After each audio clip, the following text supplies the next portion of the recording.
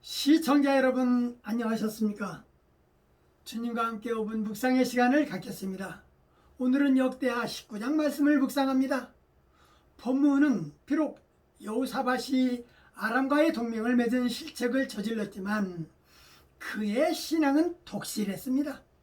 그는 아합과의 동맹을 책망하는 선견자 예후의 질책을 묵묵히 받아들이고서 다시 한번 신앙적 사법적 개혁을 단행했습니다. 유다왕 여호사밧이 북이스라엘을 방문하고 예루살렘에 돌아왔을 때 선지자 예후가 여호사밧을 맞이하면서 악한 자를 돕고 여호와를 미워하는 자를 사랑하는 것이 가느냐고 책망하며 여호와의 진노하심이 왕에게 있겠지만 왕이 아세라 목상을 이 땅에서 없이 하고 하나님 말을 오로지 찾았으므로 진노를 거두셨다라고 이야기했을 때 여호사밧이 다시 한번 종교개혁을 단행했던 것입니다.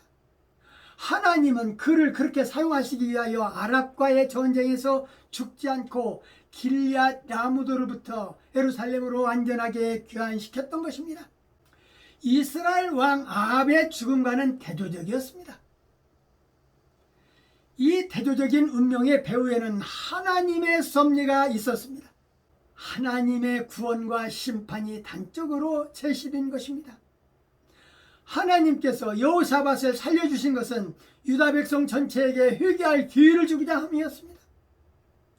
예후 선지자의 경고를 들은 여호사밧은 유다 백성과 함께 회개하고 율법에 따른 공의로운 통치 체제를 확립하고 개혁을 해나갔던 것입니다. 특히 재판 제도에 있어서 유다 전국에 있는 성들과 예루살렘의 재판소를 세우셨습니다.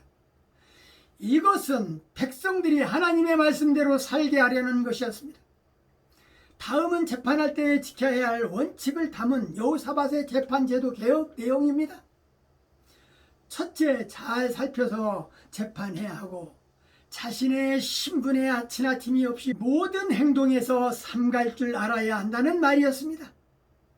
둘째, 재판은 하나님을 위해 해야 하고 재판은 하나님들의 송사를 해결하는 일이지만 궁극적으로는 하나님의 일이었습니다. 재판관은 하나님을 경외하는 마음으로 재판해야 했습니다.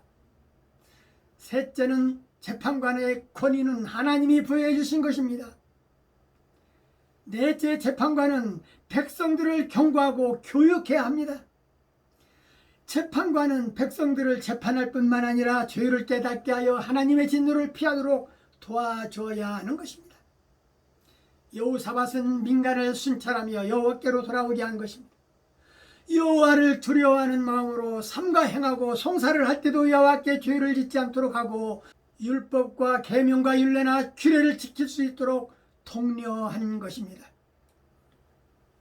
여호사밧은 북이스라엘에서 선지자 미가야가 예언한 대로 아합이 죽은 것을 보고 왔던 관계로 그의 마음에 여호와를 크게 두려워했으므로 유다에 와서 그에게 종교개혁을 단행한 것입니다.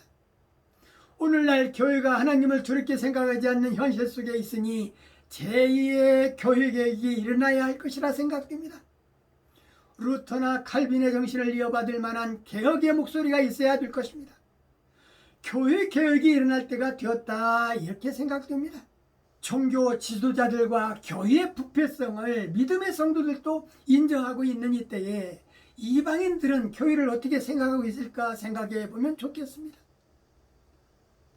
이 시대는 하나님을 두렵게 생각하지 않습니다. 하나님 중심에서 떠나버렸습니다. 개혁은 의지가 있어야 하고 핍박을 받을 수도 있습니다. 기득권자들이 쉽게 마음을 열지 않는 것입니다. 하나님을 뜨겁게 사랑하는 자들이 개혁을 할 수 있을 것입니다. 저나 시청자 여러분들은 교회가 교회다워야 함을 기도하는 개혁자들이 다 되어야 할 것입니다. 오늘 말씀 여기까지입니다. 시청해 주셔서 대단히 감사합니다. 내일 다시 뵙겠습니다. 안녕히 계십시오.